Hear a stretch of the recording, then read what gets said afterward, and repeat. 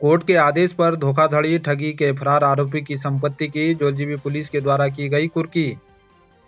जगदीश सिंह गराली बंगापानी निवासी द्वारा लोगों से जमीन खरीद फरोख्त के नाम पर लाखों रुपए की धोखाधड़ी ठगी की गई है, जिस पर थाना जोजीबी में धारा 420 120 बी के अंतर्गत अभियोग पंजीकृत किया गया था। विवेचक द्वारा न्यायालय से धारा 83 सीआरपीसी के तहत अभियुक्त की संपत्ति की कुर्की के आदेश प्राप्त किए गए। आज शुक्रवार को प्रभारी निरीक्षक थाना जोजीबी प्रकाश चंद्र जोशी व पुलिस टीम के द्वारा अभियुक्त उपरोक्त के घर से उसकी चल संपत्ति की स्वतंत्र गवाहों के समक्ष कुर्की की गई है।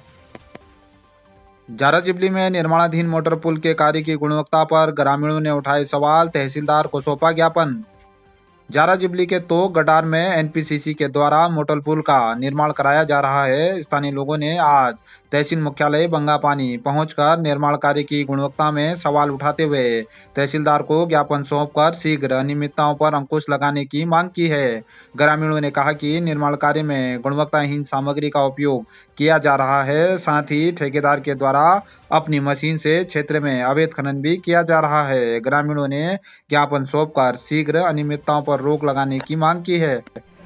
हमारे यहाँ जाराजिबली में एनपीसीसी द्वारा एक पुलिया का निर्माण हो रहा है, स्टील ब्रिज है, जिसमें ठेकेदार ने अपने एक कॉन्ट्रैक्ट में एक दूसरे ठेकेदार को कॉन्ट्रैक्ट दिया है, जो ठेकेदार मनमानी भी कर रहा है और उसमें ऐसा मटेरियल डाल रहा है जो उसके गुणवत्ता के लायक नहीं है। मतलब वो खाली फालतू का डस्ट खोल करके वो डाल दे रहा है उसमें।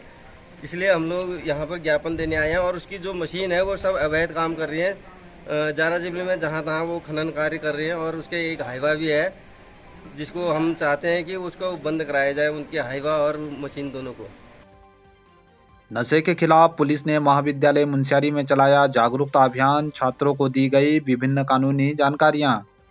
थाना अध्यक्ष मुनव्वर हुसैन के नेतृत्व में स्वर्गीय आर.एस. टूरिया महाविद्यालय मुनस्यारी में नशे के खिलाफ जागरूकता अभियान चलाया गया, जिसमें नशे से होने वाले दुष्परिणामों की जानकारी दी गई। साथ ही बाल अपराध, महिला सुरक्षा, चाइल्ड हेल्पलाइन, बाल भिक्षावृत्ति, साइबर क्राइम, नशा मुक्ति तथा उत्तराखंड पुलिस ऐप के साथ साथ डायल 112 1090, साइबर हेल्पलाइन नंबर 1930 आदि के विषय में विस्तृत जानकारी दी गई। इस दौरान नशा छोड़ो घरों को जोड़ो का नारा भी दिया गया।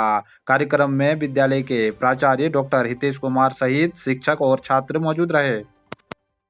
एनएच में कार्य कर रही पॉकलेंट मशीन से यात्री वाहन हुआ क्षतिग्रस्त, बाल बाल बची यात्रियों की जान।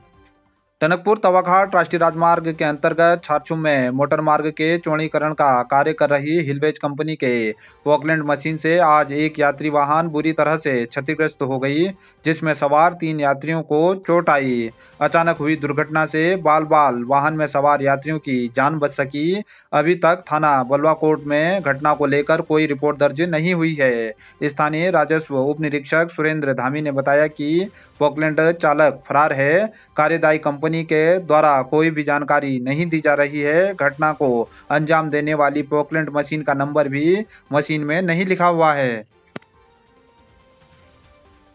भारत से भक्तों ने नेपाल माता के दरबार में भेजी 51 किलो की घंटी। अष्टमी को विधि विधान से पूजन के साथ माता को की जाएगी समर्पित।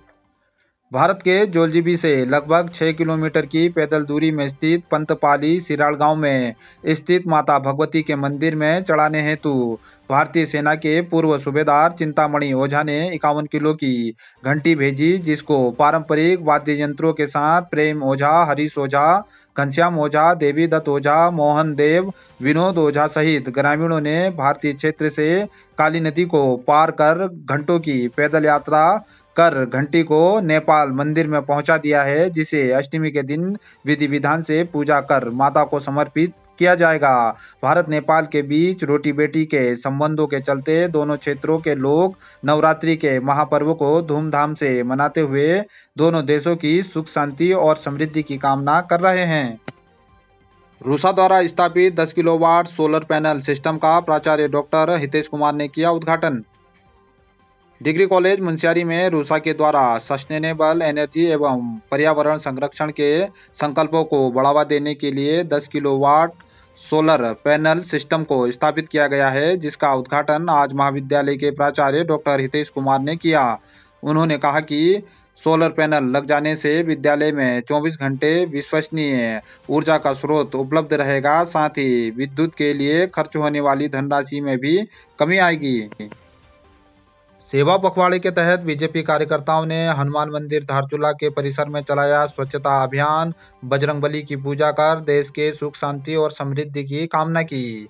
बीजेपी नगर मंडल के अध्यक्ष कृष्ण गर्ब्याल के नेतृत्व में बीजेपी कार्यकर्ताओं ने सेवा पखवाड़े के तहत हनुमान मंदिर धारचूला के परिसर में स्वच्छता अभियान चलाया।